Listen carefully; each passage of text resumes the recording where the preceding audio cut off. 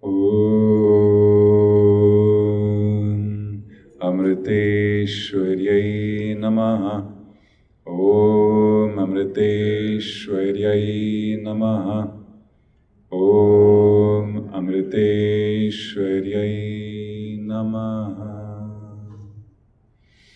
Om Parthaya Pratibodhitam Bhagavata Narayanena Swayam Vyasena Gratitam Purana Munina Madhye Mahabharatam Advaidamritavarshinim Bhagavatim Ashtadashadhyayinim Ambatvam Anusantadhami Bhagavad Gita Bhavadveshinim Namostu te Vyasa Vishala Buddhe Pullaravinda Yatapatra Netra Yena Tvaya Bharata Taila Purna Prajwalito Jnanamaya Pradipaham Prapanna Parijataya Totra Vetrai Kapanaye Jnana Mudraya Krishnaya Gitamrita Duhe Namaha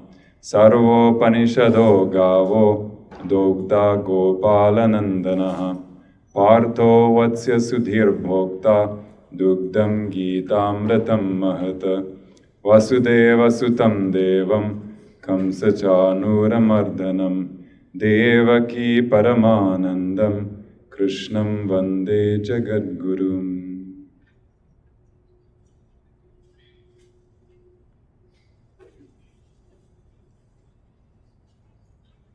Om Namah Shivaya.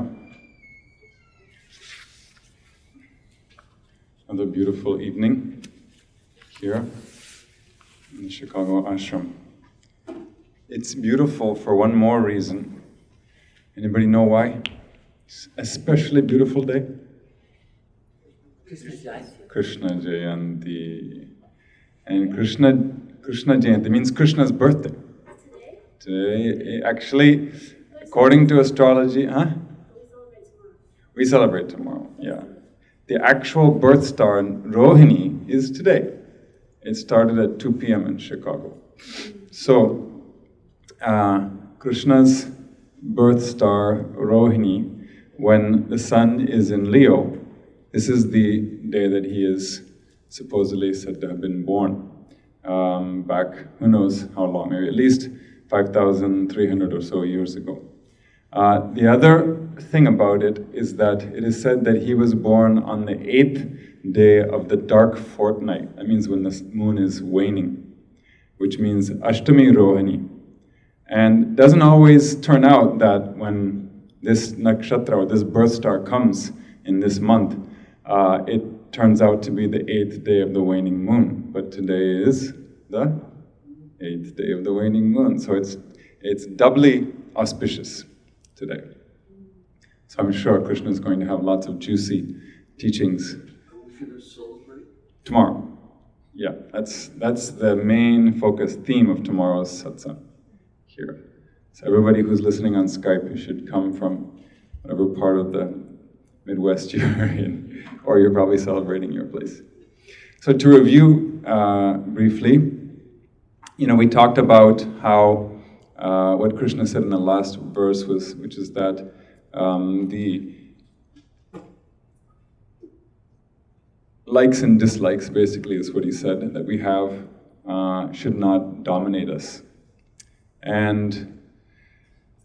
But many people, basically, most of us, before we got interested in spirituality, we were dominated by our likes and dislikes. There was really nothing else that sort of determined our lives but our likes and dislikes. Our vasanas, as we could put it. And it has been put in one way that when you live your life according to your vasanas, to your likes and dislikes, you're hurling your free will into the fire of your vasanas. It's like you're doing a homa, you're doing a fire ceremony, and your free will is what is being sacrificed into the fire of all your likes and dislikes. So Amma has put it this way. She says, our habits have become our nature, and our nature is devouring us. She has said that in her satsang many times. Sheelam Swabhavamai Swabhavam Namale Tindugiyana. She really puts it very graphically. So, but a karma yogi, as Krishna is trying to teach Arjuna, what does he do? He doesn't hurl his free will into the fire of vasanas, he hurls his vasanas into the fire of spiritual discernment and spiritual wisdom. This is what Krishna is trying to teach Arjuna and indirectly us how to do. So a karma yogi, and that means basically all of us, acts according to his nature, what we talked about last time as prakriti. We have a nature, we have a swabhava, we have an inborn tendency from our past life. We cannot say that we're not acting according to that. We are, but we are not following every single instruction that it gives us. We don't let that inborn tendency become like a Hitler that gives orders to us and we just follow every order a despot gives us. So we use them selectively. We try to apply that inborn tendency towards a higher goal so that we're not suppressing or trying to fight it, an uphill battle, but we direct that energy in a positive way for our spiritual growth. So Amma, as you may have noticed, never teaches people to suppress that inborn tendency of theirs. If they're drawn towards music, she says, you sing more music, but offer it all to God. If they're drawn towards science, she'll say, good, use that science mind, and now use it to serve the needy people, which is why she was called to the United Nations in early July, as some of you probably know.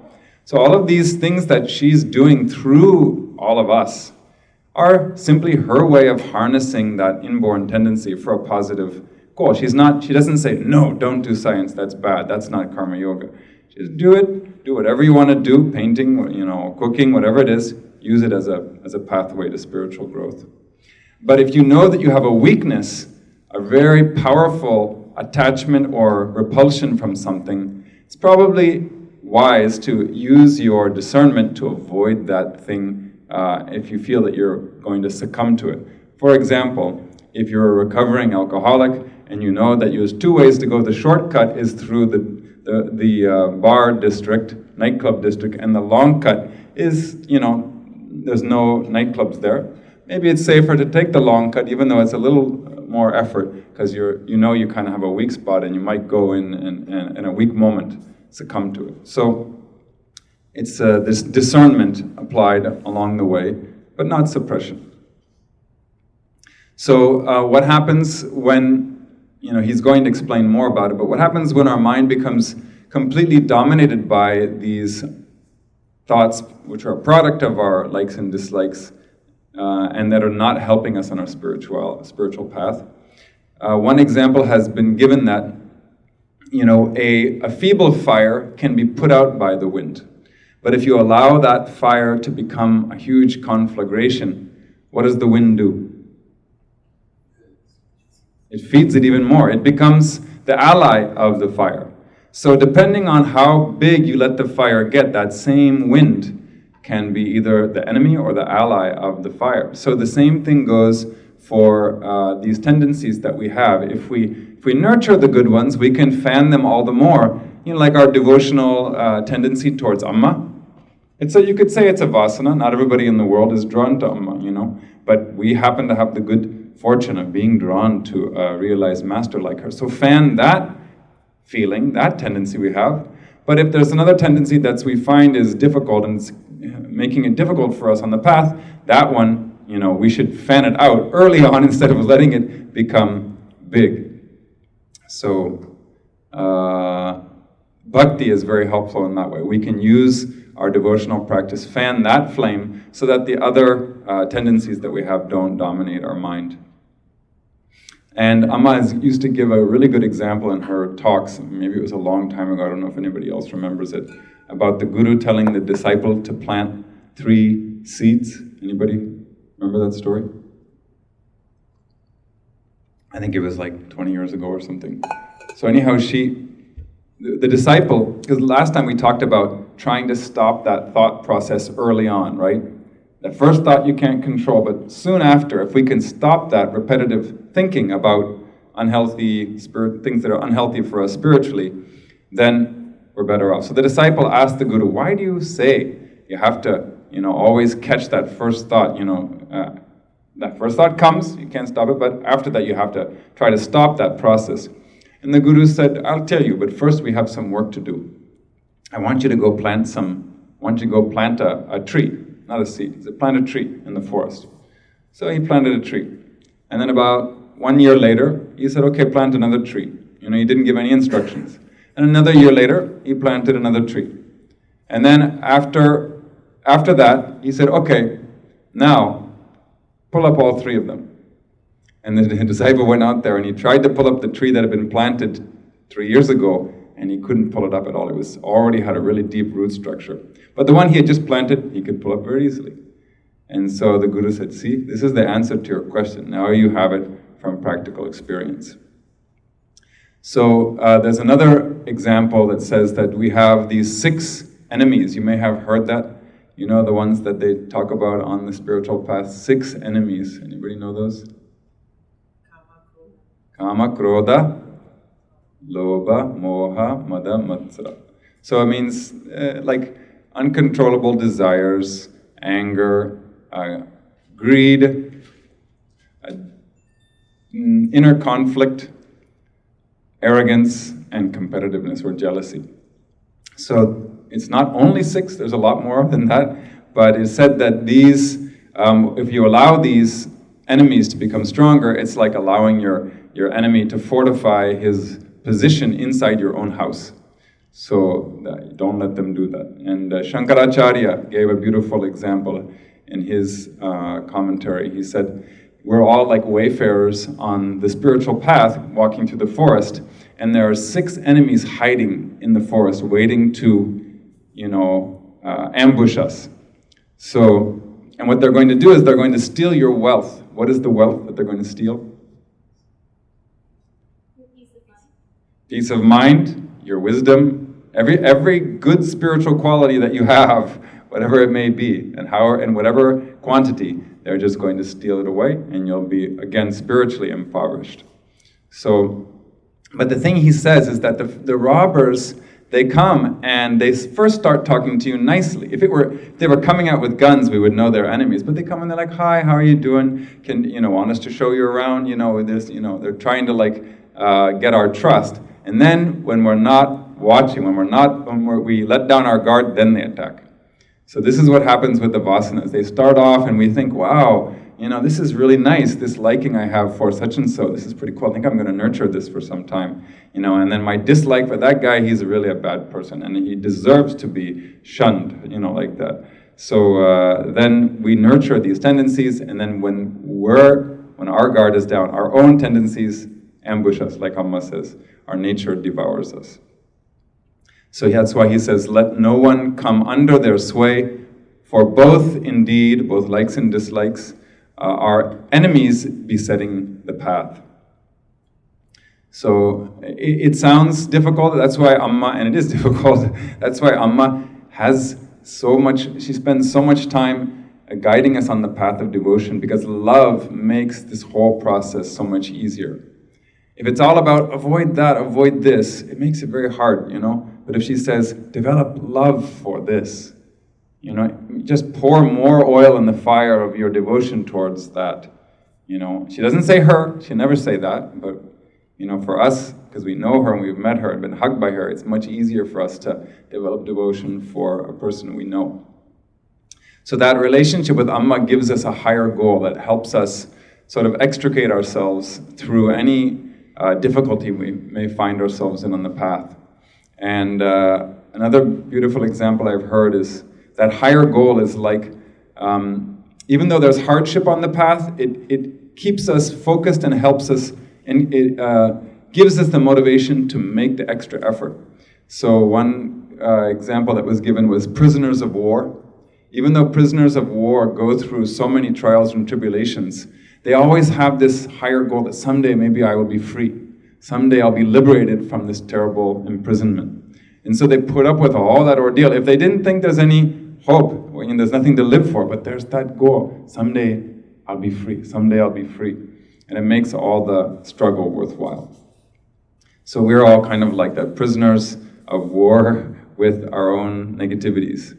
So The promise of liberation is that higher ideal, and Amma for us is the symbol of that, because she not only is in that state, but she's capable of guiding us to it. So as usual, we can say, well, who cares? Who cares if we get derailed from the path of spirituality? I mean, let's say your mind says to you, I don't care, actually, I don't want to be a spiritual person, let's just be normal again. That was much more fun, it was easier. Then what happens? What do you have? Do you have any rejoinder to your own mind when it says that? What Krishna is going to say in the first verse we cover today is that when we lose our spiritual discernment, we get derailed from the path of right and wrong, and we suffer actually the most. So let's read verse 35 together.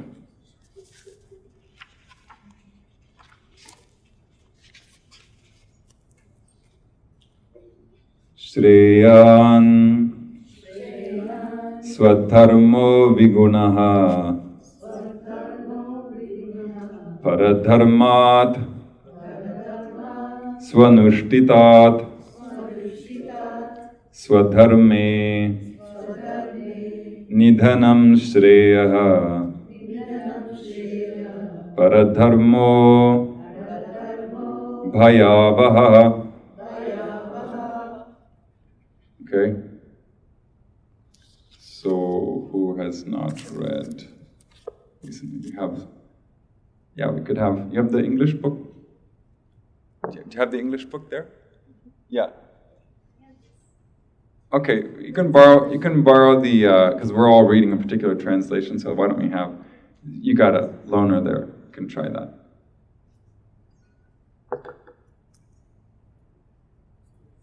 Because one can perform it, one's own dharma,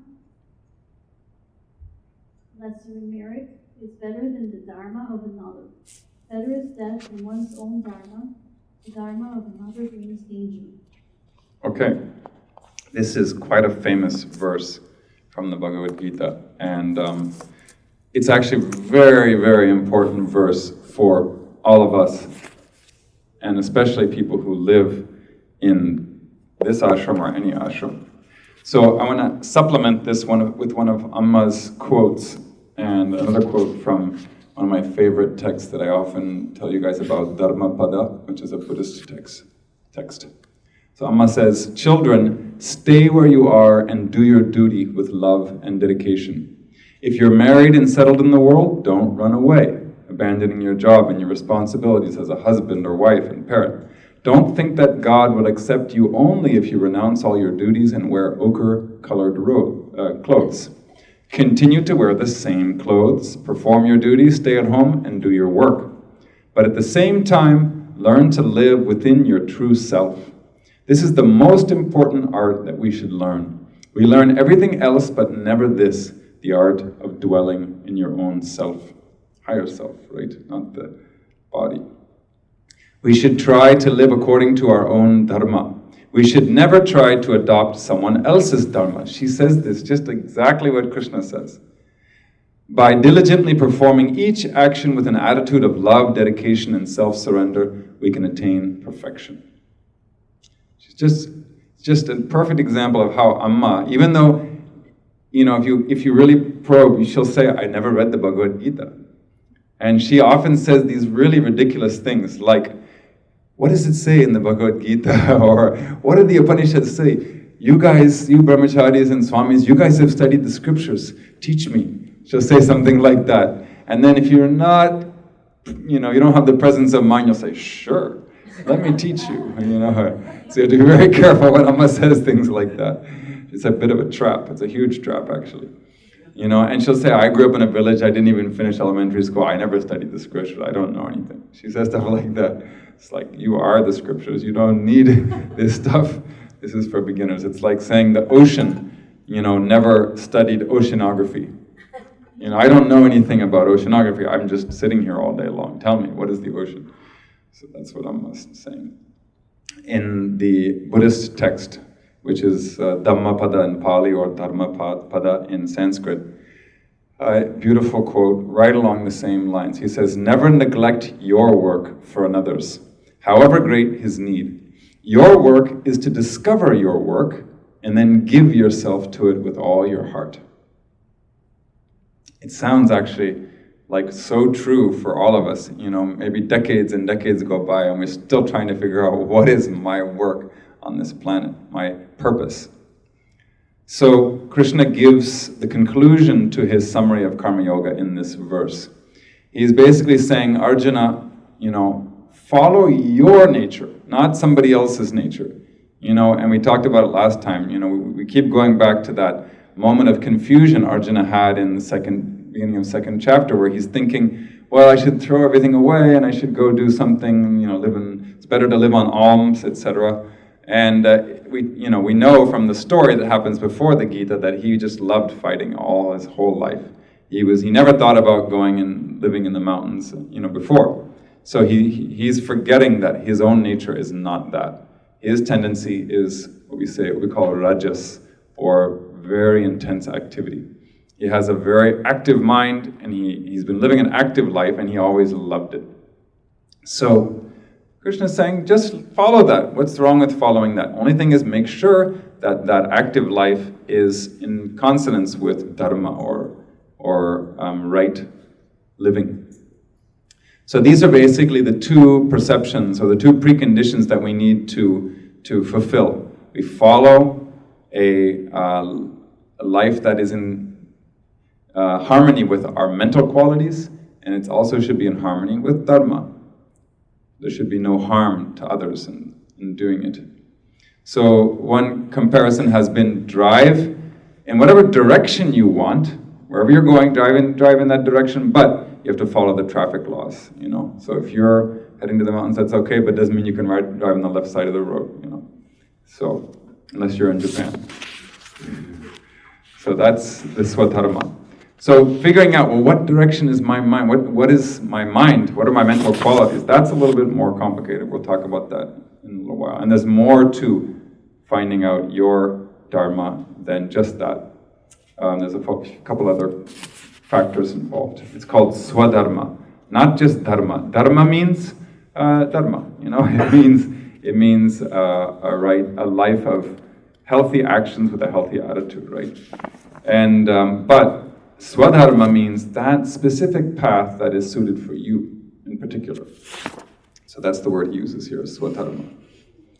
So he's saying that even if you can't do that Swadharma well, it's still better than trying to do somebody else's job. Like, even if you're not great or perfect at raising your children, it's better than dumping them and going off and being a perfect traveling musician, something like that. It's going, you have kids, you have to raise them, whatever your other obligations are, do that, and even if you're not perfect at it, it's okay. You might think you're going to be great at something else if you just could do that, but that's not your dharma, so it's not relevant. So there's this question of, so what are the different factors that can come into play when I'm trying to do my dharma? My nature, we talked about my inherited tendency, and my swadharma. So the nature is a product of our likes and dislikes that we've inherited, right? The tendencies. So those often tend to take us away from dharma. So we have to be careful of those. So very selective in which tendencies we follow. That's why it is said that we need to develop spiritual discernment, viveka. And then the real dharma that we have should be impelled by our spiritual understanding. That's why this process of educating ourselves spiritually helps us get closer to that real dharma of ours, our individual swadharma, because it gives us the clarity to be able to perceive which tendency to follow and which tendency to reject. So living according to our nature, that inherited tendency, indiscriminately, just mechanically and instinctively, is very easy. It's a downhill thing. It doesn't require much effort. You just do whatever your impulses tell you to do. But Amma says that it will ultimately end up in pain and suffering. It never results in spiritual growth or joy. And discerning between which impulses to follow and which not is an uphill task. It's difficult. It's not It's not easy, and we all struggle with that here in the ashram, I think, too. But what happens is that when you make that effort, you become stronger, and it ultimately ends up in more joy and happiness and peace. So we have to keep that in mind when our mind is prompting us to do one thing or another. So there are basically 4 factors that we can look at when we try to assess our swadharma, our individual dharma. We talked about some things before. One is, most important, is mental qualities. So whether we have a scientific mind or an artistic mind or a service-oriented mind, or like we are introverted or extroverted, all these qualities we have to look at frankly and try to understand our role in society. Because if we follow that tendency, the good aspect of it, the good aspect of our mental qualities, it enables us to play our role in society with love and fulfillment and dedication. If you hate your job, anybody done a job they just really hated? Yeah, I'm sure everybody's done. At age 8, you've done a job that you hated. What was that, homework? Clearing the table. Well, I don't know if you're going to be able to go the rest of your life without learning how to clear the table. That's kind of like a basic thing you have to learn. It's like taking a shower. So you might want to figure out how to do that one. But if you do a job that you hate, you're in an office or at a workspace that you hate, you can't feel any love. You don't feel fulfilled, you don't feel happy, you don't feel contented, peaceful. So all of these spiritual qualities that we're trying to cultivate are totally inaccessible. So we need to find some avenue of expression of our energy that is more harmonious with our nature. That's one thing. The other thing is remembering that the situation that we are in affects our dharma also. So it's not just the mental qualities, but the situation we're in. And we talked about that before. There's 3 different types of dharma, 3 levels of dharma, depending upon the situation. I don't know if anybody remembers samanya dharma, universal dharma, and there was the next level, vishishta dharma, which is specific dharma, and then apat dharma, which is crisis dharma. So there's 3 different, if it's just a normal circumstance and doesn't matter, everybody's pretty much equal, like we're sitting here in this room, we're all equal people here, so our dharma is equal. Be respectful of others, don't do injury to other people, tell the truth, these typical dharmas that we read about in the scriptures. But when you go back home, it's your house, you're the father, mother, son, daughter, wife, husband, whatever you are. Then you have a specific dharma that applies to you in that context, right? You're no longer just one person in a public space. So you have a new dharma that's there, depending on your role. And then, no matter whether it's here or at home or wherever we are, if there's a crisis, none of the other dharmas apply. We have to respond under special conditions. It's like special exemption. Parents are supposed to watch over their kids and be responsible for their kids. But if you see some kid drowning in a pond somewhere, you just leave your kid and you run and dive in the pond to save them, right? It's not like, no, I have to supervise my kid, I can't do that. It's a crisis situation, right? So the other dharmas, and sometimes you have to whack people on the back if they're choking. I mean, that's a kind of himsa. You would never walk up to somebody and whack them on the back for no reason. But if it's a crisis, you can do it. So this shows that the different situations bring about different dharmas. Also, your age and station in society affect your dharma too, very much. So if you're young, there's certain jobs that we should be doing, and then as we age... Like clearing the table, yeah. And, but you might not quite know how to do certain things, so you're exempt from a few things when you're young. You don't know how to drive a car, so you don't have to drive yourself to school, and you probably shouldn't try. But when you're older, and let's say your older sister, how many years older is she? 18 months. 18, well, that's not enough. Well, I know the Joshis is 9 years difference, they told me their year. Okay. So Nachiket may, in a compassionate moment, offer to drive Archita somewhere because he's older, he's got to drive himself, like that. And the older, as you go on in life, your dharma and your role changes, right? And then eventually we're supposed to retreat from society, etc. So these are three important factors. The last factor that doesn't always happen for everybody, but if you're fortunate enough, Amma may give you direct instructions about your dharma in life. A lot of people go to Amma and they say, "What's my dharma?" And it's just an open-ended question. She'll be like, you have to reflect on it a little bit more. But if you're growing up with Amma and you've been in her school the whole time, or she's known you since you were 5 years old, she may tell you, like some kids that we know around Amma, exactly what school to go to, what to study. Very close instruction. It's really a joy to see how that unfolds. And so these are the different factors that will help us perceive our dharma. And Krishna is telling Arjuna indirectly that it's better to die here on this battlefield than trying to do somebody else's dharma. Because Arjuna was not afraid of dying, actually. He was a very courageous person. He never had any fear of death. What he's worried about is killing people that he's attached to. He doesn't want to do that. And that shows his confidence too. He's pretty sure that he's going to end up killing them and that they're not going to kill him because he's such a great warrior. So just think about that. It's like, I don't want to kill these guys. I like them. They're my buddies. But he's forgetting the fact that they're allied with like ISIS type of situation, If your next door neighbor joined ISIS and you're like, I don't want to shoot him. He's lived next to me for so many years. Think about the context that you're in. He's not your neighbor anymore. Now he's a terrorist. So Arjuna forgot that, and he wasn't afraid of those people, but he was afraid of what he had to do. So Krishna's telling him it's better to die.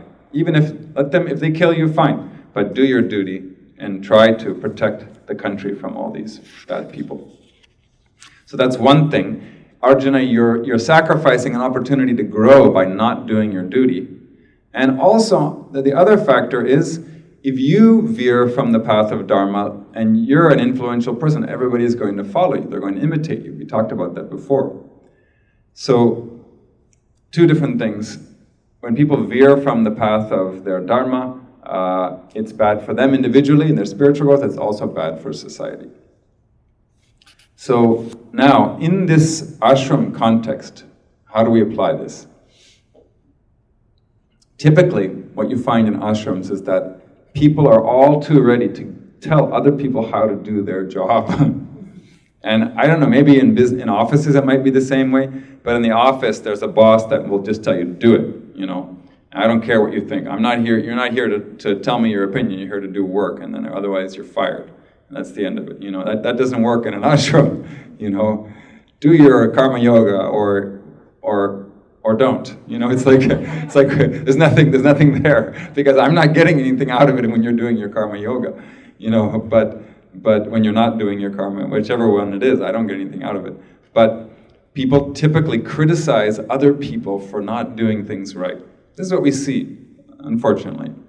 Probably in offices also, but we can forgive it there. But in an ashram, it should not happen.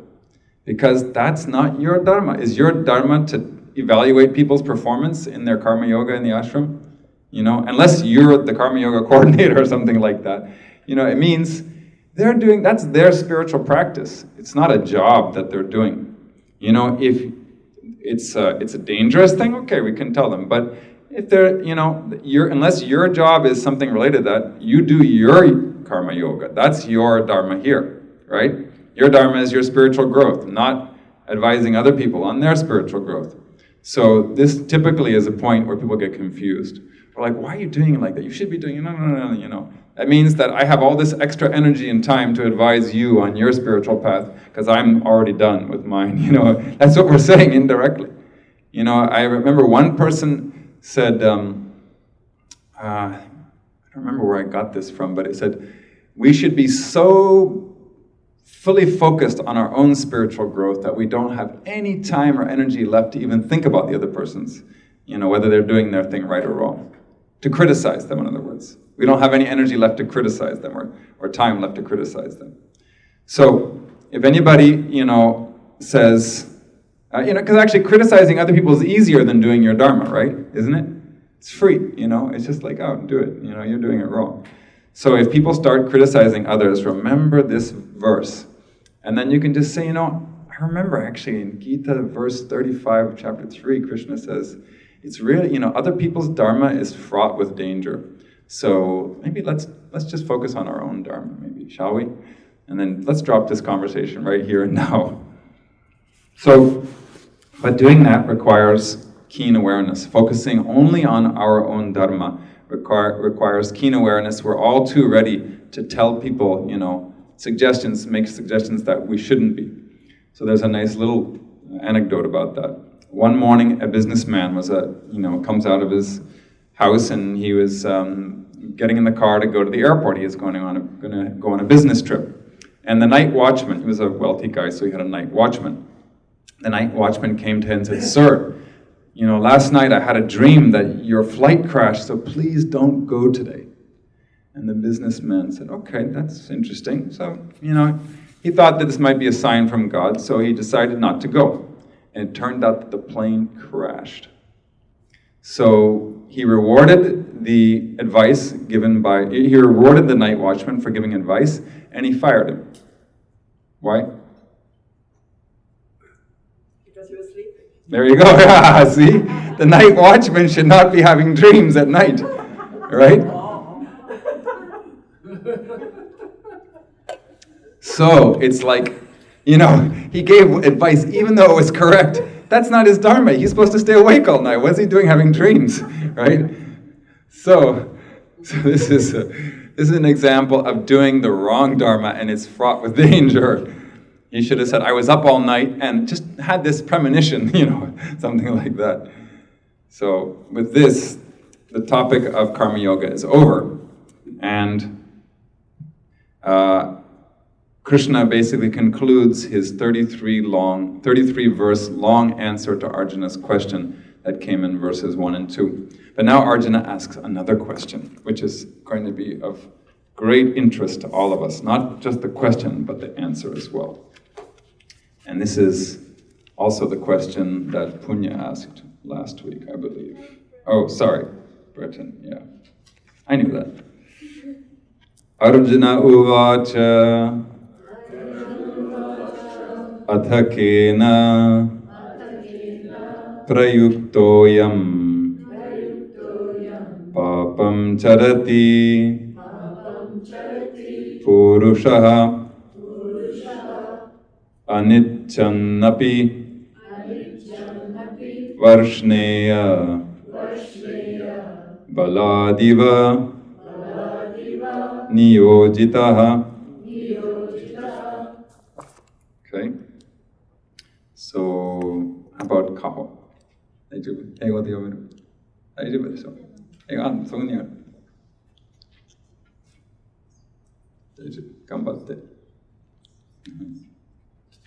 Arjuna said, "What is the difference among two committing evil in one family, as if driven by horse or Arjuna?" Okay, thank you. Doesn't this sound like a kind of question that might have occurred to us at one point or another in the not-so-distant past? Yes, Ron? I have a question. I'm not familiar with the appellation of Krishna, Varshneya. Varshneya. I believe it means the one who's of the Varshna clan. Oh, it's a clan. Yeah. All these epithets tend to refer to something about their birth or their, of Krishna. But Arjuna, Krishna says it like as his mentor, he says things like, that the strong-armed one or something like that to kind of embolden him.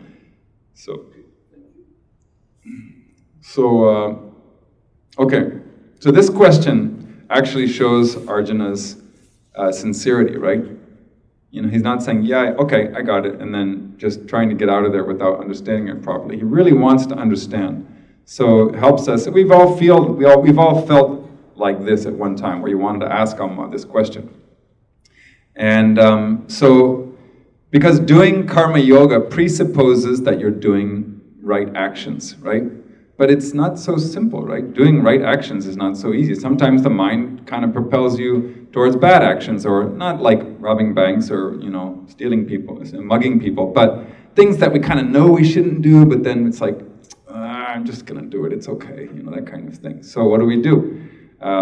We don't have the strength to practice the teaching that we know is right sometimes. So, interestingly, if you think about it, even so-called bad people, they really have an innate sense of what's right and what's wrong. Right? Why? Because when do they try to steal things? When do they try to sneak into somebody's house? In broad daylight? No, they know it's wrong, so they go at nighttime when nobody can see them. So they know it's wrong, they know you shouldn't be doing it. They just like us, but in a much more exaggerated fashion, they're overpowered by some force that clouds their judgment. There's a nice story that was told, in conjunction with this verse. So there were two thieves that, robbed, a bank, let's just say. And they haul off their, cash, and then they go hide in the forest. And they're so tired because they spent all night planning their robbery, and then it was really stressful. So they finally got a long ways away, and they're hiding in the forest. So they did everything perfectly. They just were so sure they weren't going to get caught. So now they could finally relax. So all the money is in a big bag sitting there, so they can both see it and protect it. And then one guy, the first thief says to the guy, look, one of us has to stay awake. Otherwise, you never know what's going to happen. I'll take the first shift. You get some shut-eye. And the guy says, okay, fine. So when he wakes up, the other thief is gone and the money's gone also. And he says, that crooked guy, he stole my money. Whose money? That thief. He stole my half of the money. But the thing is, they just stole it from somebody else, right? So even he doesn't want people to steal things from him, right? Even the thief doesn't want his half of the loot to be stolen.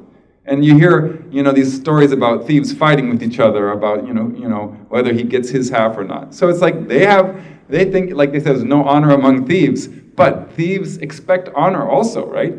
Because they go in on 50-50, 60-40, like that. So they have this concept of what's a just arrangement too. So the problem is not knowing the difference between right or wrong. The problem is practicing it. So it's just like Ravana in Ramayana. You remember that quote? He says, I know what is dharma, but I can't do it.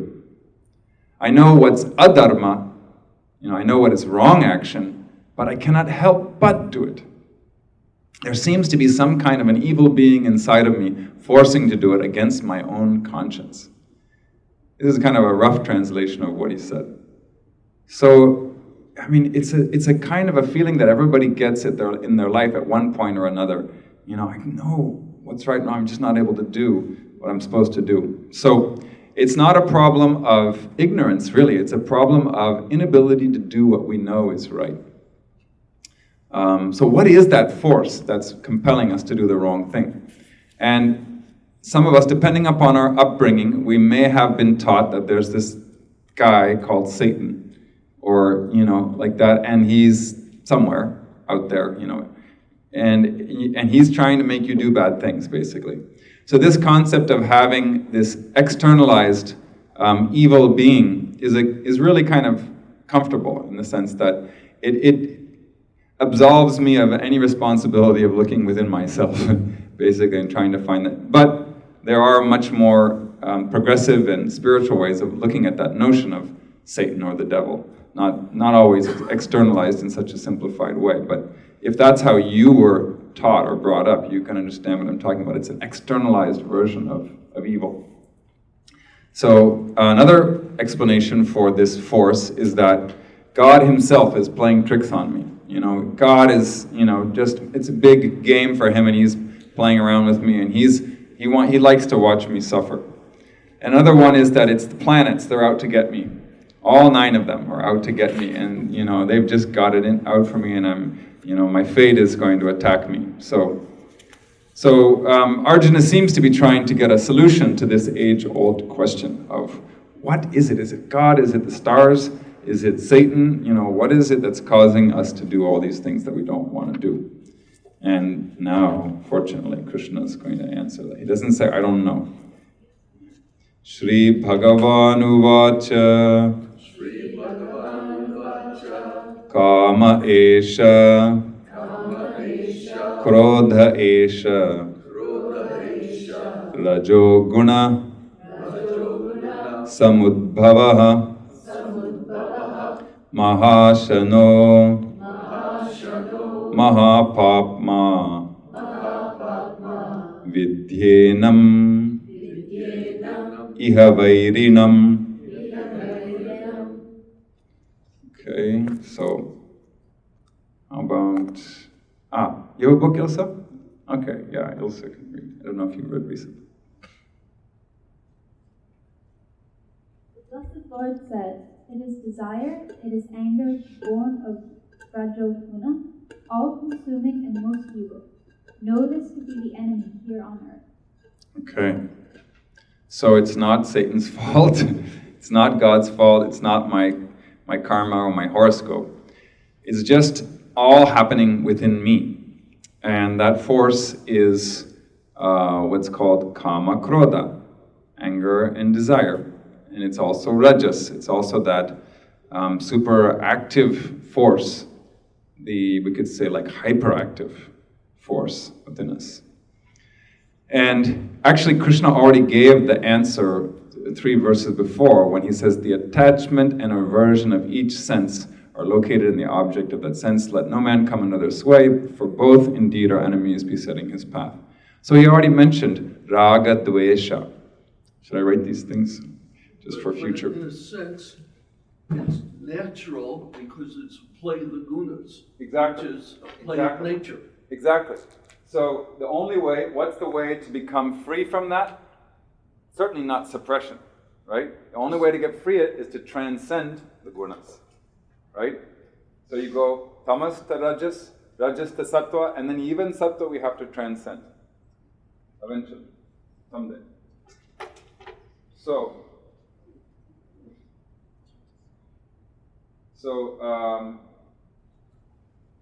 raga, dvesha.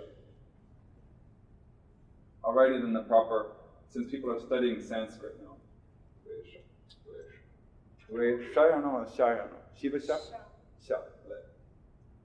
It's all the same in Malayalam, so it's very easy. We can always confirm. Raga, dvesha. It's the Shiva. Shiva sha, exactly.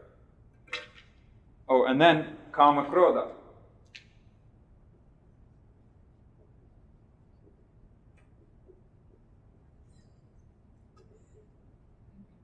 Okay, so anybody, for those of you who are studying Sanskrit, this is pronounced krodha, not krodha.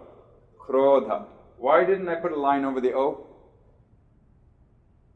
That's the way it comes. Why didn't I put a line over the O if it's elongated? You forgot. In Sanskrit, is there a short O? No. There's no dvesha. You can't say dvesha in Sanskrit. You can only say dvesha. So it's different from Malayalam. Malayalam you have e and you have o. But in Sanskrit you only have o and e. So there's no need to put the elongation on above the e and the o. Swamiji. Yes. See, there's an important distinction here. Mm-hmm. Psychology. In as much as it's a play of nature, it should take away the concept of guilt in overcoming this, rather than making it such a difficult process. Right. Discuss. Actually, that word guilt almost never comes up. I've never really seen the word guilt in any of the scriptures. In the Hindu it's called sin. That's a Western concept. It's called sin, basically. Well, it's sin. But not in a guilt sense. Sin in the sense that, like we said earlier, sin is what takes you away from your true self. Yeah. Sin takes you away from God. Sin is an impurity. It's not something to be guilty about. But psychologically, It's a different way than it is in the Western culture. Totally different. Because sin is something that you wash away from yourself. It's not something that you flog yourself for or hate yourself for. It's something that needs to be purified. That's why people in India are so focused on going to holy places and touching the feet of gurus and things like that, and trying to feed saints when they come to their house, because they're trying to get rid of all their sins, you know. And so that's different from the concept, the Western psychology. And it's not that they're constantly aware of all these sins or anything like that, but it's just like, oh, this is good, it's punyam, it's purifying.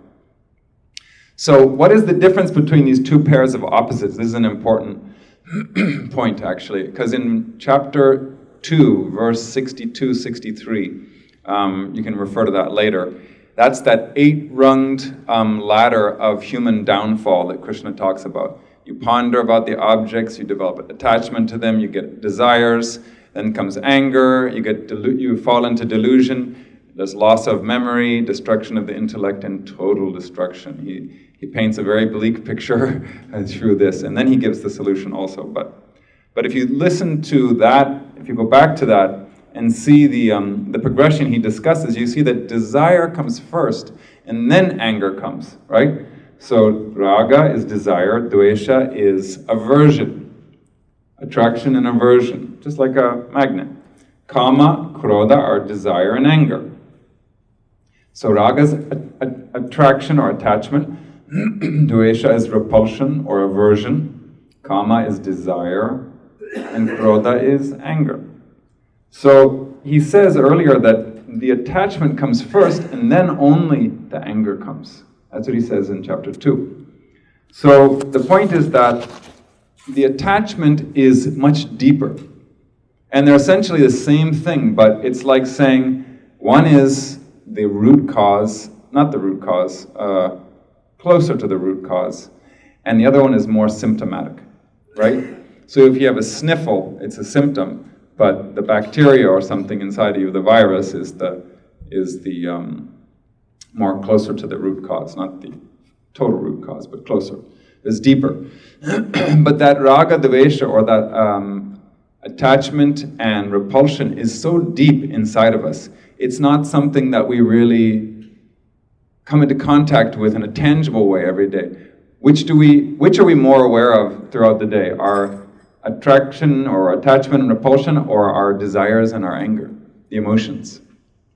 Which part of your individuality are you more in contact with, your emotions or these deep-seated attachments and aversions? Emotions. I mean, most of us spend, I would say, 75% of the day we're in our emotional body. You know, occasionally we're thinking intellectually, not a whole lot. So that emotions is just, I feel good, this tastes good, I'm tired, I'm happy, you know, all these kinds of emotions is where we live. Yes? Wouldn't you say they're interconnected anyway? Because if you're going to have some certain emotion, it's based on any of those anyway. Based on any of those, meaning? Yeah, no, it's considered, I mean, and that's what he's saying. He's saying that raga, dvesha are basically the same phenomenon. It's just a little deeper. It's just like, you know, the emotions are on the surface, the kama krodha is on the surface, and you dig a little deeper. It's the same, you know, ground, it's the same place. It's just you're digging a little deeper. You're going deeper inside that kama krodha, that desires and anger. It's the same thing, it's just a little deeper behind it, behind the surface. Is that the root there? No, we'll get to the root. We're going to get to the root in a second. So that's why we can assume perhaps, you know, he's focusing on the desire and the anger because it's more familiar to us, and of course Arjuna.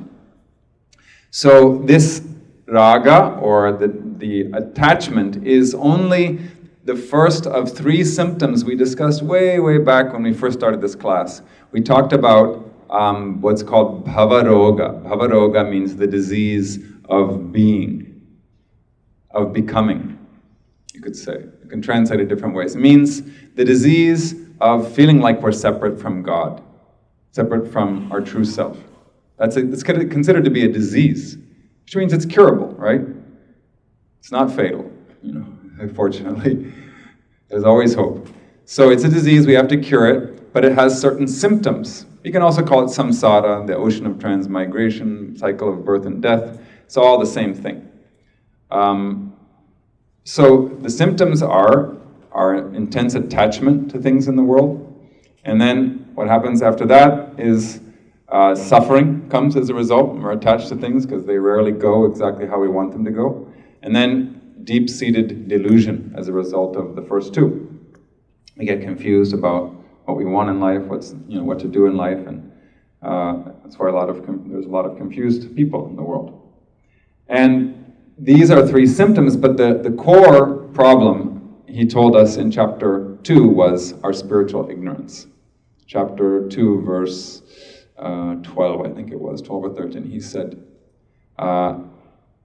indirectly said that the lack of wisdom, spiritual wisdom, knowledge is our source of suffering. So it's ignorance, right? So what we call ajnana in Sanskrit, ajnana, means like spiritual ignorance. That is the real cause of all of these things he's talking about. So it's ignorance of what is real, what is unreal, what is permanent, what is impermanent, what is our true self, and what is the lower self. That's the real ignorance, but it's also, in this case, manifesting for Arjuna, and more frequently for us as ignorance of right and wrong, right? Ignorance of what to do in life. It's more superficial for us typically, but all of it comes from our root ignorance of who we really are, or ajnana related to the self. So Krishna he already talked about the self in chapter 2, so now he's bringing it to a little more familiar level to Arjuna. He's talking about his emotions, because that's easier. It's easier to think about and process. So that ignorance, that root ignorance, manifests more concretely as raga dvesha, or attachment repulsion, and then even more concretely for us as desire and anger, all those emotions, in an everyday sense. It's, as we talked about much earlier on in this class, the spiritual ignorance in us is what makes us feel incomplete, right? We call it apurnatvam. Purnatvam means fullness. Apurnatvam means that feeling of lacking. And from the moment we wake up in the morning until the moment we go to bed, there are varying levels of feeling contented and full, but there's always this feeling like, still, I gotta do something. Something's missing. I still have to do one more thing to be happy or contented. We're not like Amma, where she can just sit there for, ever and just be contented within ourselves, because we have that root ignorance. So the source of that restlessness, or that feeling like something's lacking, is our ignorance, spiritual ignorance of who we really are. And that vague feeling of lack, that is kind of like the drone note that reverberates throughout our whole lives. That vague feeling crystallizes as thoughts like, oh, I don't have a job, I have to go get a job, or, I don't have a girlfriend or a boyfriend, I gotta go get one, or I think I need a, pet python. Sound good? Yeah, he says, Breton's ready for a pet python. Or I think, I should have, a lemon meringue pie tonight, and I don't have it, so I gotta go out and get it. All these feelings that we're experiencing are basically more superficial manifestations of the root feeling of incompleteness, or the ignorance. And I'm going to write something on the board that will make it a little more clear to us all. So typically, our lives, that feeling of desire manifests in a sentence that runs like this.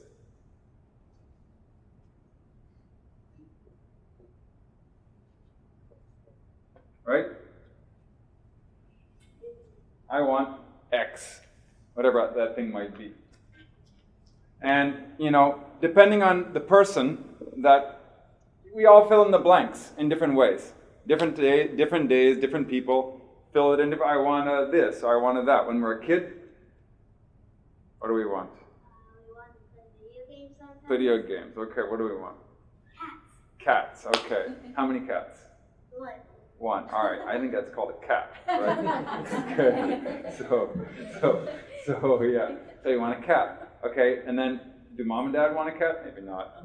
So He wants the python. he wants the python. Okay. Yeah, like some of you may know that when I was in high school, I had a snake, and I really just wanted a snake so badly. So for me, when I was age 13, I guess, 13 or I guess it was 13, I said I want a snake, and I had a snake. I got a snake. And now that I'm older, I don't want a snake anymore, right? Yeah. So I don't dislike snakes. I don't want one either. So we all can fill in this. We can complete this sentence in any different way, and the way we complete it will depend on who we are and where we are in life, right? But Amma says this sentence is okay, but I'll help you complete it in a way that solves all your problems.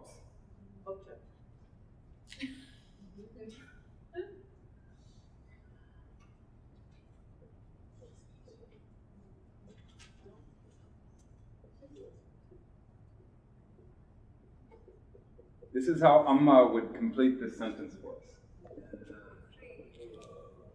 Right? Then you solve, then you don't have to fill in that sentence anymore. You fill it in once with that, and then that's the end of the whole thing. So after that, the only thing that remains is I, right? Because the want is gone, the blank is gone, so it's just I remain, the self. So that should be our goal. We want to be free from all wanting. And but in bringing it in the present context of where Arjuna is, his desires and his attachment and his aversion is the cause of him veering from his dharma. So that's what Krishna is focusing on right now. So where do the desires come from? We don't have to talk about desires because we all are very familiar with desires. We have plenty of them. So just the object varies from person to person. And where do they come from? That's the important thing. He explains they come from Rajo Guna. They come from the Rajas, or that active energy inside of us. But the intellect, if you've read a scripture called Tattva Bodha, or read about how the universe got created, according to the yogic, philosophy, or the Indian philosophy, you'll find that the intellect is a product of sattva, or of pure, the guna, or the quality that is pure. So the intellect is mostly a product of sattva, so it needs sattva guna to function properly, right? So when that rajo guna, or when rajas becomes too strong, the intellect doesn't function properly, and it gets biased towards one thing or another. This is like when the media, typically the media are supposed to present things properly, clearly, and objectively. And then, we can read and decide, how we want to respond to these situations. But the problem is that there's a media bias typically, right? We all know that. So the media can sort of twist the facts a little bit, and we read that. And then based on the twisted facts, we try to make judgments about life and the world. So this is what's happening with the intellect also. The intellect is supposed to be the judge, the one who decides things, but by the time the facts reach the intellect, they're already twisted by our likes and dislikes. So it has wrong information. So it's saturated with rajas as a result, and it can't make proper decisions. So the word all-consuming comes from the fact that they can never be satisfied. If the root cause is not a lack of something, the root cause is ignorance, right? So if it's true that you really do lack something, then by feeling that, you should be contented, you should be full. But no matter how much we try to satisfy our desires, they never go away. They never end. So it turns out, and Amma tells us, and Krishna is telling us, that the real problem is that we don't know who we are, we don't know our true self, we have spiritual ignorance. Until we solve that problem, our desires are just going to consume us and all of our energy and time. So,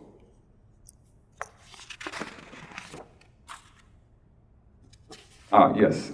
So there's a different way of looking at this equation for happiness. I'm going to write that on the board too, because it helped me a lot when I learned this. All these things are in my notes. Sometimes I can't remember where I got them from the class there or from some reading I did elsewhere, but I'll share this with you too. So I'm going to share what I think we could call like a pretty standard equation for happiness. And sorry, you're going to have to know a little algebra in order to understand this. I think it's algebra. I don't know if I used the right word. So, happiness equals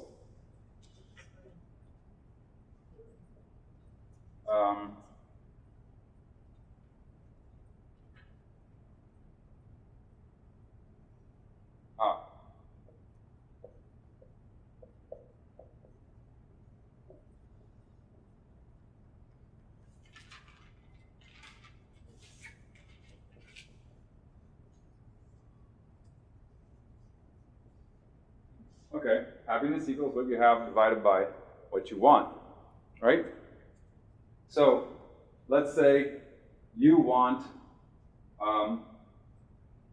one car, and you have no car. Your happiness is 0, right? Well, let's say you have a car, but it doesn't work very well, so it's kind of like half a car, you know? So then you're kind of like half happy, right? So now let's say you want one car, and you get one car. So now I have 1 unit of happiness, right? But let's say I get 9 more cars. Now I have 10 cars. So I have 10 times the happiness that I had before. This is the kind of the materialistic mentality, right? So we focus on increasing the numerator. Isn't that the top one is called numerator, right? So our goal in materialistic society is increase the numerator, so we have 10 times as much happiness. But what Amma teaches us and what Krishna is teaching us is, no. Don't increase the numerator, decrease the denominator. So let's say instead of wanting one car, let's say you're happy with let's say instead of wanting your own house, you're happy with half a house. You know, you can have that half, I'll have this half. So yeah, there's a house, but you only want half of it. So now you're doubled your happiness, right?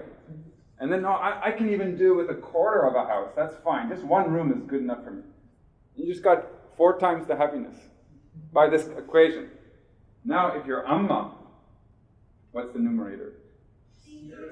0. So what is 1 over 0? Infinity. Awesome. Yeah, exactly. Yeah. Awesome. So you just got infinite happiness by a very simple technique of reducing the denominator. Yeah. And it's not so simple actually, right? But reducing the wants is how they do it. When she said awesome, it reminded me of something I've always been thinking I want to share this with everybody. Every time I try to do text messages with voice, what do they call that? Voice recognition. Siri doesn't understand. Yeah, whenever I say, okay, I'll meet you at the ashram, it always puts, I'll meet you at the awesome. And I just darn it, this thing is just not doing it. And then I thought, well, maybe that's actually pretty accurate, you know. I live in the awesome, you know, it's like, maybe she knows more than I know. Yeah, that word reminded me of it. Okay, so decrease the denominator instead of increasing the numerator, yeah. Indian combination opposite of this food. Bombay Upton had a sign up, I don't know if it's still up, but it said, do not increase your wants and feel like a beggar. Increase your wants and feel like a king. Yeah. That sounds like Bombay Upton. Yeah. Anyhow, so this is kind of, we all, I think, have felt ourselves in the grips of that psychology at one point or another that I just described, you know. So this is, you know, when you put it like this, it's like, yeah, duh, it makes a lot of sense. Okay, so that's what Amma's teaching us also, same thing. You know, and the thing is that it's not easy to increase the numerator either. It's not easy to increase what you have because the more things you have, what you find is that your desires are also increasing at the same time, right? The more things you get, you ever met somebody who was super wealthy but didn't have any desires? You know, it's just like you can manufacture stuff only so quickly, but desires you can manufacture really fast. So your desire manufacturing process is always much faster than your stuff acquisition process, so you can't keep up with them. That's another reason why it's called Mahashano, just all destroying, consumes all of our energy.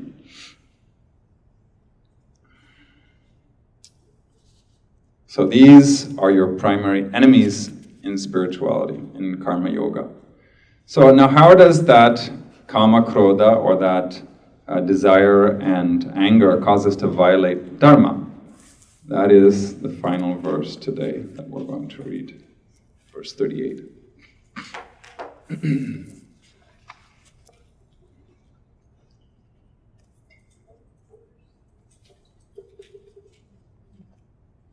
Dhumena vriyate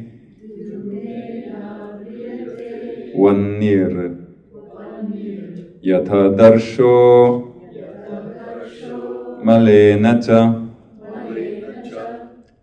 yathol benavrito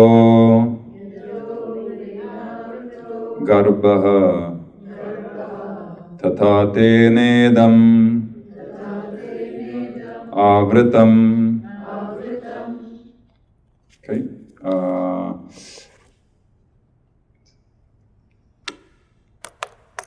I forgot your name again, sorry. Next to Sripad. Jyoti. Yeah? Jyoti, okay, I'm sorry. Yeah, please read verse 38 in English. As fire is covered by smoke, as a mirror by dust, as an embryo is covered by an amnion, so is this covered by that. Okay. It's a little cryptic how he's saying it, but there's a little shortcut to secret technique to understanding what he means this and that. Just read the next verse and it tells you. So why are desire and anger our enemies? This shows it's because desire and anger are basically two sides of the same coin. It's one phenomenon. You know, if we have desire, if we have desire, basically it often flips to being anger. If it's satisfied, it becomes more desire. If it's not satisfied, it becomes anger. We get frustrated. So it's really the same phenomenon. So he just talks about desire now. You don't have to talk about both of them every time. So this shows how it envelops the intellect and deludes us in different ways. Also gives us some clues how to escape that delusion. So he gives a description of how karma, or this phenomenon that we have to face in life.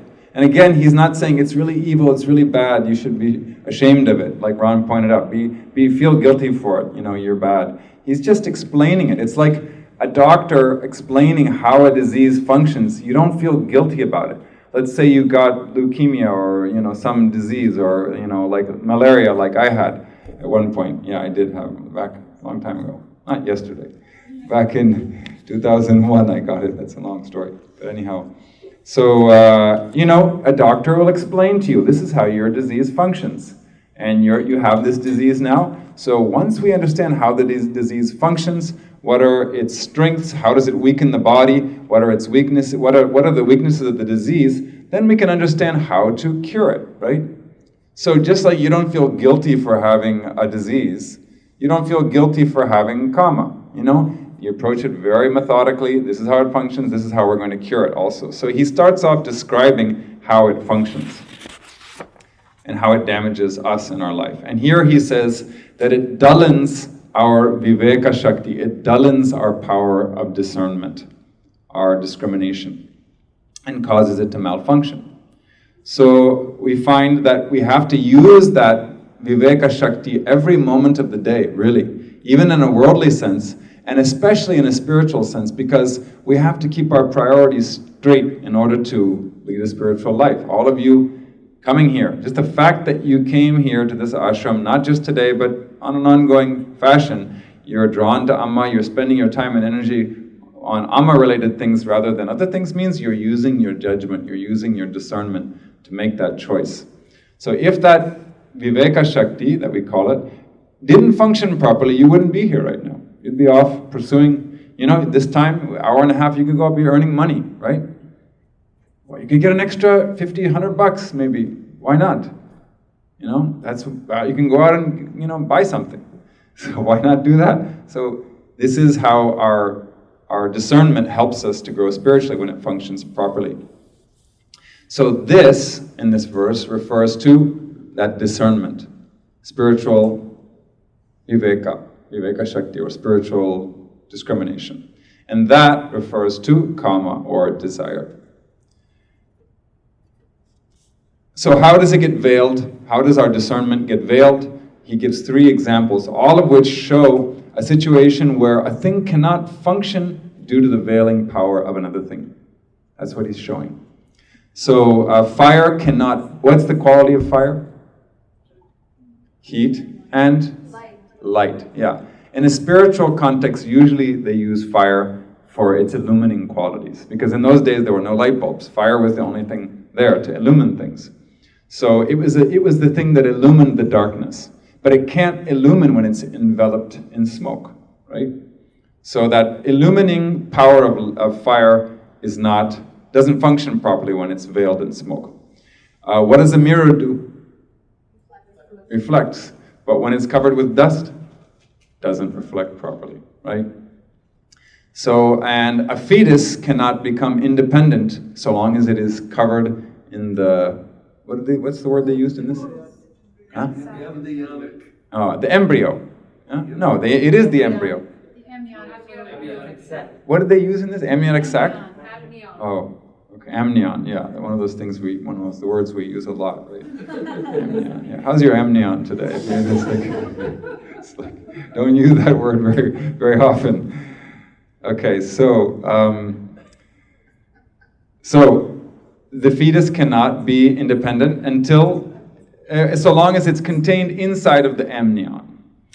So now come back to the first example. The intellect, which is what we're supposed to be talking about here, symbolically, metaphorically, is inherently bright.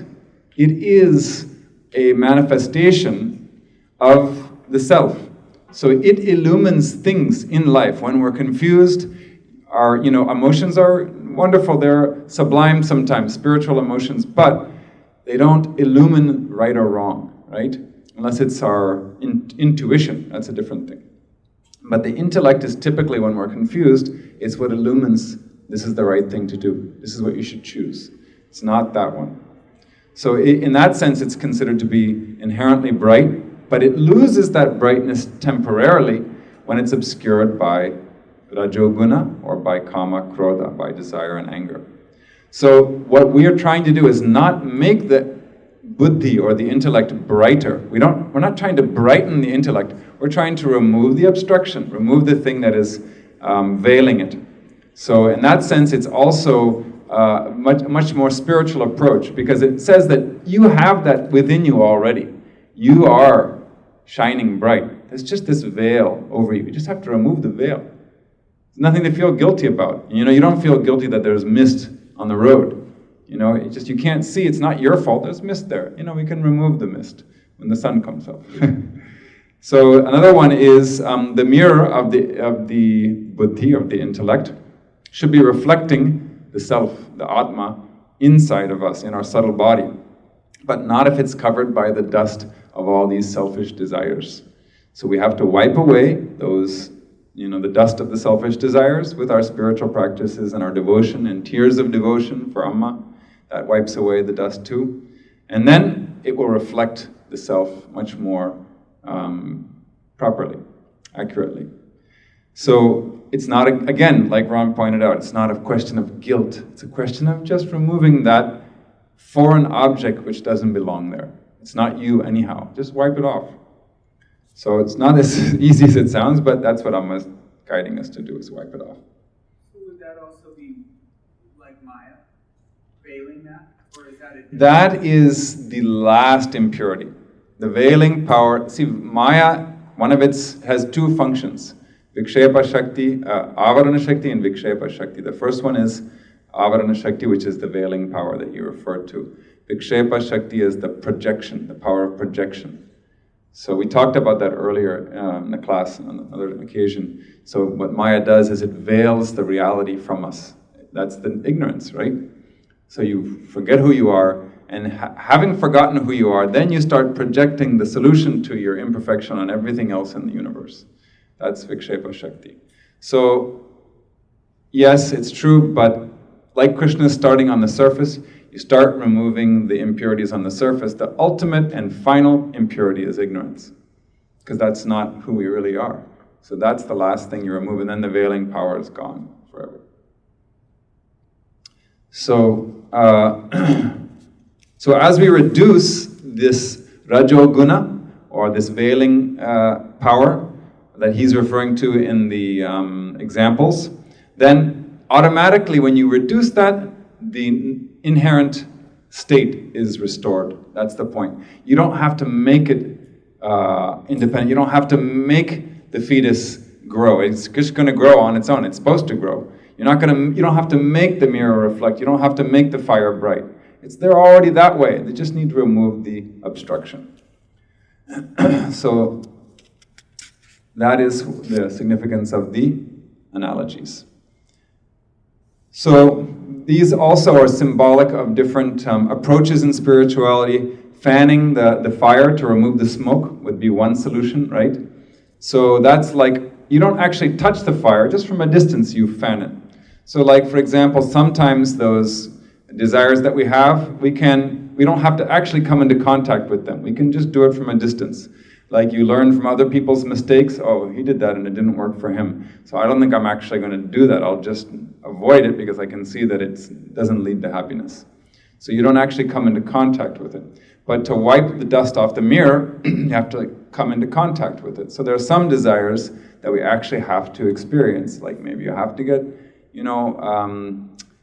like food. Like you're hungry, you have to eat the food. But then you realize at some point that the food isn't the source of my happiness, actually. And then there are some things that you just have to wait and do. You can't do anything about it. Like the fetus growing and coming out of the womb, you can't force it. It's just going to happen in its own sweet time. So certain desires that we just have to wait for them to fall away on their own. So there's 3 different ways to approach, and those 3 examples show us the different approaches that we can take, depending on the type of desire it is. A few minutes left for what's the solution to this? Next week. Yeah. So, what is we'll talk about that next week, the solution. But we have a couple minutes for questions, if there are any. I have a question. Sure. Use the mic, please.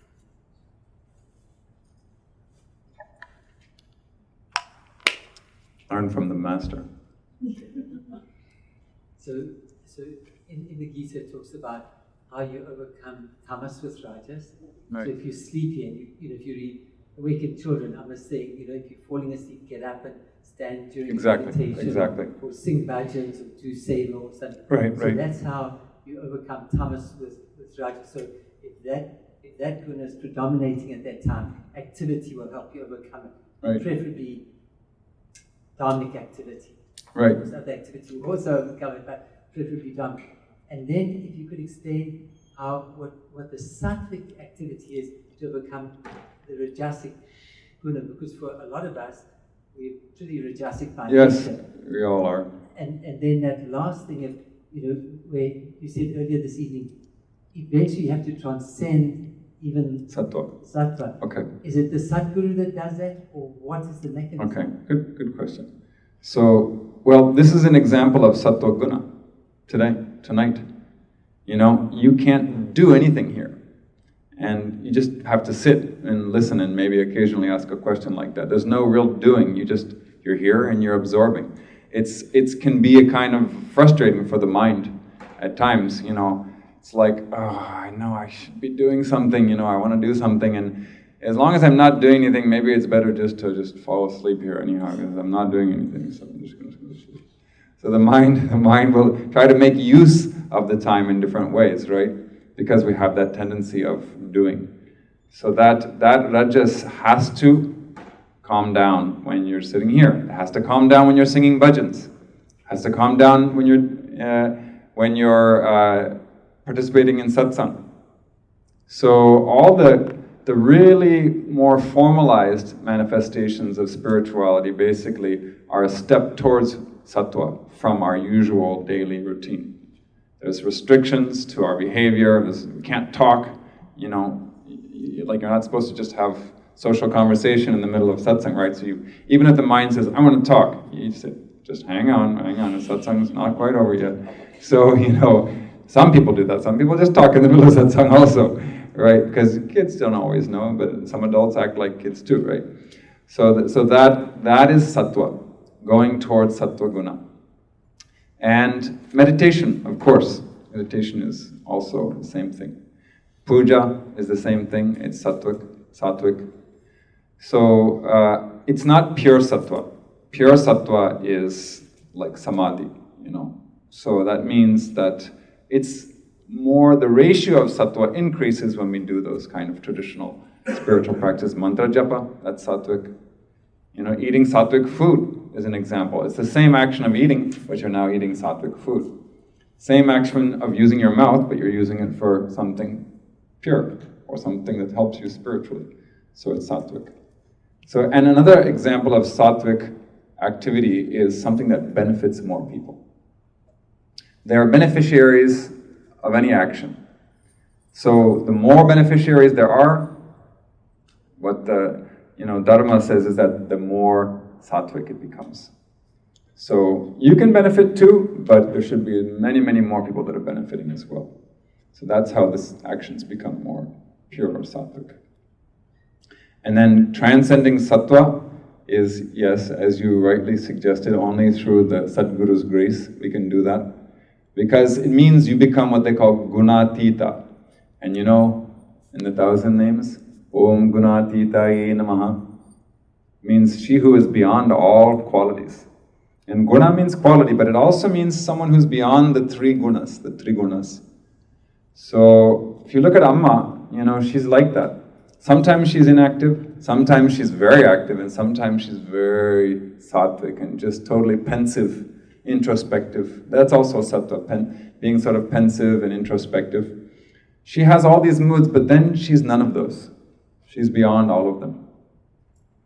So it's something that's beyond the intellect, and it can only be experienced. Truly transcending the qualities is beyond the intellect, because the intellect itself is sattva. So it's not a rational thing.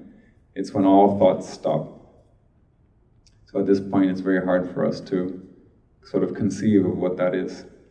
But it's Amma's state. It's the state of liberation. It's when you are the witness of the entire creation. Because the entire creation is the gunas, the qualities. So only if you transcend creation can you go beyond the gunas. So that's realization. Yes? And also, I'm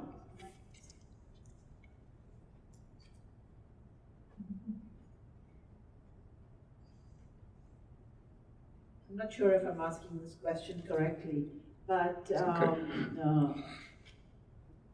according to our charts, it shows if we are the ratio of Yeah, we talked about that. Yeah. Yes, and in different areas. Doesn't mean that this person is all tamas or all rajas like that. It's distributed in different places in the chart. But even though it is in our charts, can that be changed over? Okay, yeah, we did talk about this a little bit on an earlier class. It's kind of like your Ayurvedic prakriti, body prakriti. Except a little more malleable, I would say, in the case of the horoscope. Because the body is so stula, we would say, so concrete. It's really hard. The Ayurvedic doctors will tell you, tell us that, you really can't change that body prakriti or the nature of the body. You can balance it somewhat.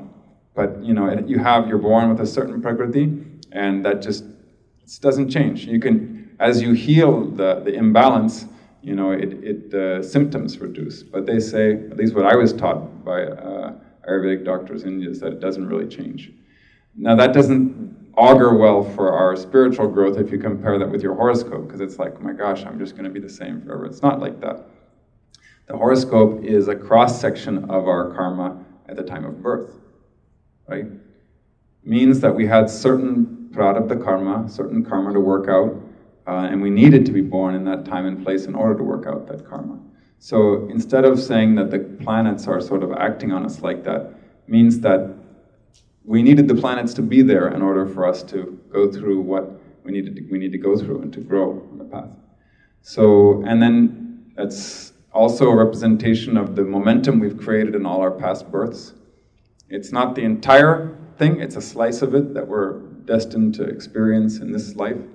So, but we're creating a momentum after we're born also, right? So that momentum keeps changing. It keeps changing. And so there's no way really to you can't like have, that act of being born is such an important moment that it is usually regarded as the main indicator of a person's karma. But there are other techniques that are often employed to try and figure out what's the latest update on this guy's karma.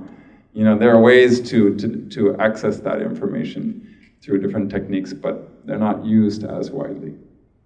But it means, yes, you can change it. And it shows up also in the field of astrology, but, it's just not, it's not as comprehensive as your birth chart,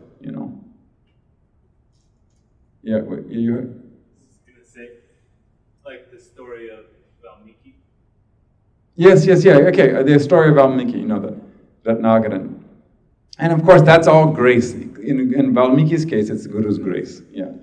In all of our cases, it's all Guru's grace. Even the ability and the desire to do good actions is grace in one sense, you could say. But it changes, but you're not, if you have a certain distribution of these qualities in your chart, probably your life is not going to go 180 degrees. And there's certain things, Amma says also, karma can't be changed. Like, you're born in a place, in time, you have certain parents, certain type of body, certain type of, not just that, but like certain skills, strengths, and weaknesses. Those things generally don't change 180 degrees for most people, so that's... But spiritually, everybody has the same access to the possibility of liberation. Yes, Diallo? Yeah, I think regarding the chart, a lot of times when I do readings for people, they'll say, oh my gosh, do I have to have a moon? It's going to affect me negatively my whole life. Yeah. And so it's, you're not going to be able to take the moon and move it from the 8th house of loss to the 9th house of love, but it's how you relate to it, and that can always develop and change. Yeah. So even though, you might want your moon representing emotions to be a little different, that's not necessarily going to happen, but the way you relate to it can change. Well, that's what Amma tells us about our karma, about life, always. That you can't change the situation that you're in necessarily. Like if you're in it, if it's the reality of the moment, you can't change it because it's already is. But you can change your relationship with that, or you can change your attitude, how you view it. So that's the sort of revolutionary step that comes in. It doesn't change the circumstance, but it changes your experience of it radically. So, okay, I think we have already exceeded our time. So we will close for today, and I will be gone for the next 4 days, but I will come back and we will have Gita class. I think we're having Gita class next week. Did I say? You remember? Yeah, I'm here next week. Om Asato Ma Sadgamaya Tamaso Ma Jyotirgamaya Mrityorma Amritam Gamaya Om Shanti Shanti Shanti Om Lokaha Samastaha Sukhino Bhavantu Lokaha Samastaha Sukhino Bhavantu Lokaha Samastaha Sukhino Bhavantu Om Shanti Shanti Shanti Om Shri Gurubhyo Namaha Harihi Om. So this is the official concluding time. Those who have to go, please don't feel hesitant. Those who have time can stay and meditate for some time.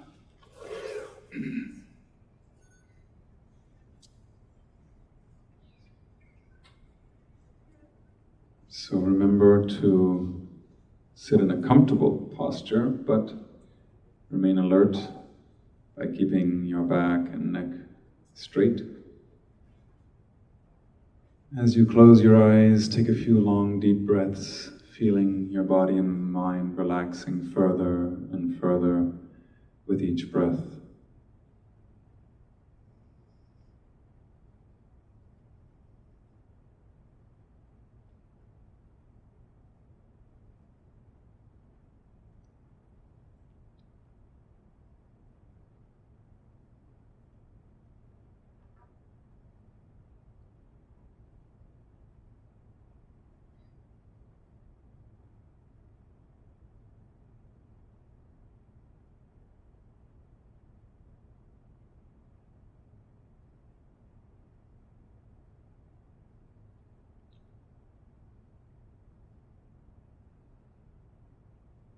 Let's also feel Amma's subtle presence here. And Lord Krishna, the same supreme energy. Let us feel that presence here all around us, inside of us.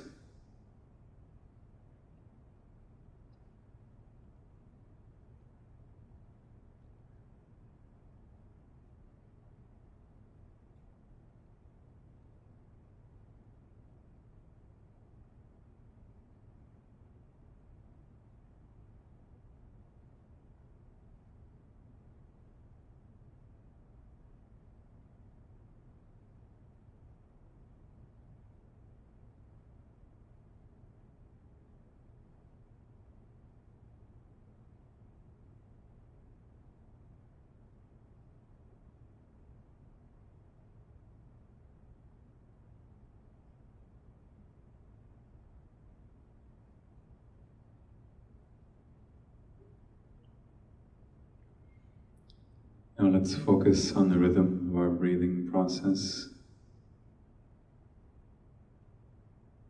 Be fully aware of each and every inhalation and exhalation. Fully conscious from start to finish.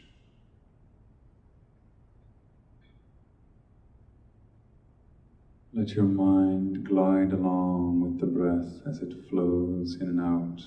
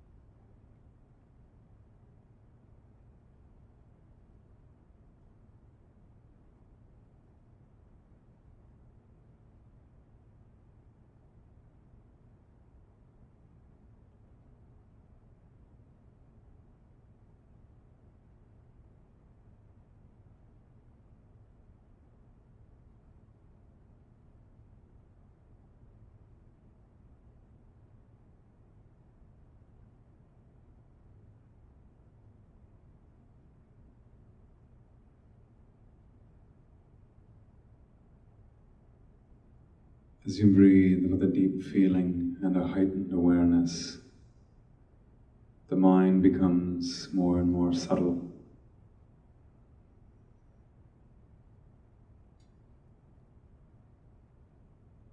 And we can visualize more clearly within our mind's eye. Try to visualize the form of Lord Krishna on the day of his birth, thousands of years ago. Imagine him in the swaddling clothes, a radiant blue hue, with the most bewitching smile on his face.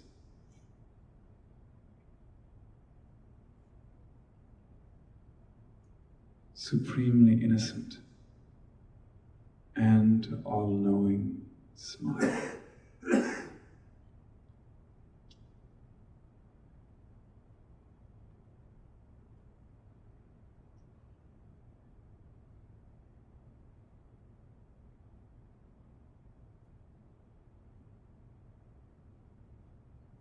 He is giggling at you and smiling at you, reaching out towards you, playfully and gleefully.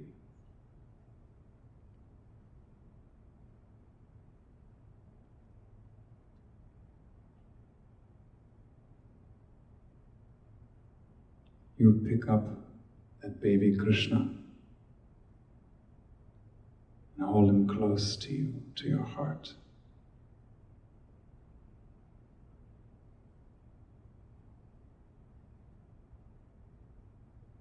You feel such a powerful spiritual aura enveloping you.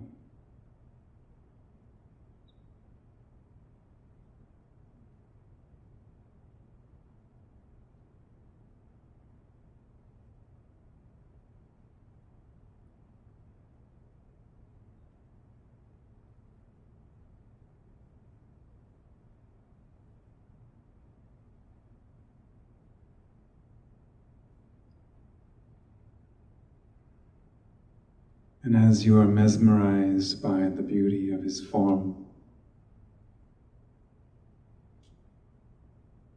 suddenly you find it becoming more and more brilliant and bigger and bigger. Your form becomes relatively smaller and smaller until now you are in his palm.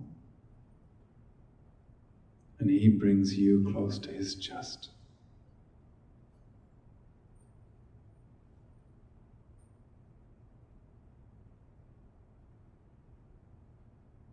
Smiling at you. He holds you so close to his heart. Radiant heart. You merge in that brilliant light radiating from Krishna and dissolve into him.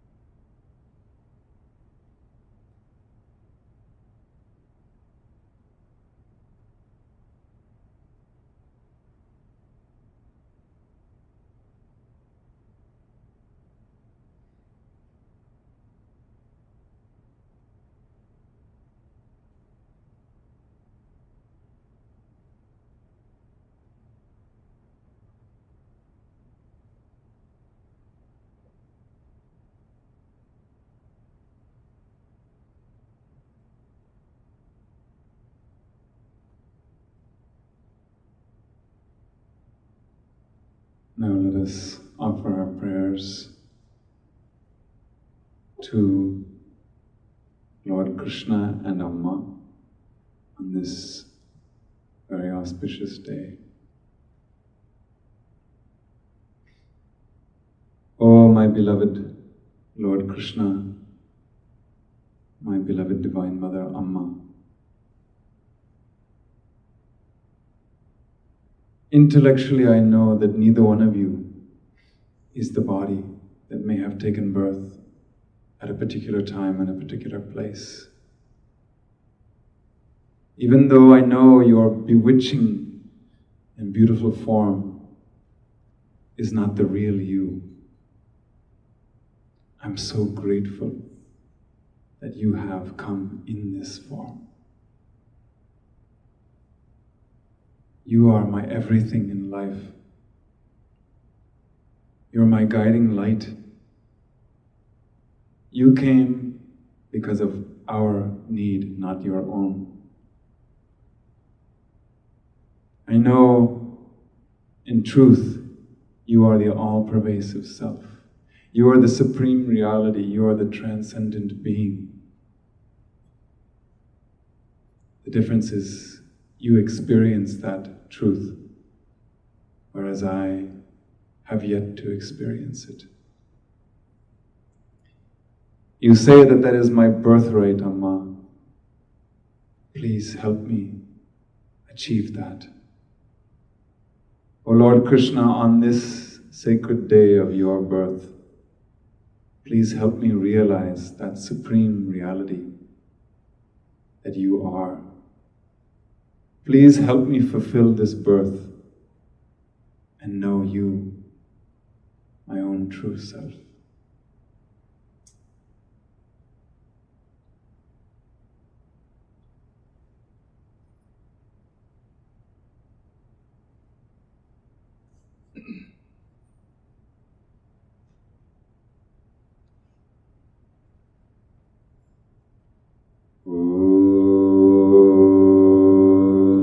Purnamada Purnamidam Purnāāt Purnamudacchate Purnasya Purnamādāya Purnameva Vashishyate. Om Shanti Shanti Shanti. Om Shri Gurubhyo Namaha. Harihi Om.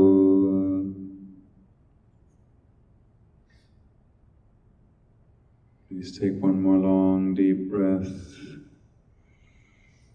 And as you exhale, you can slowly open your eyes.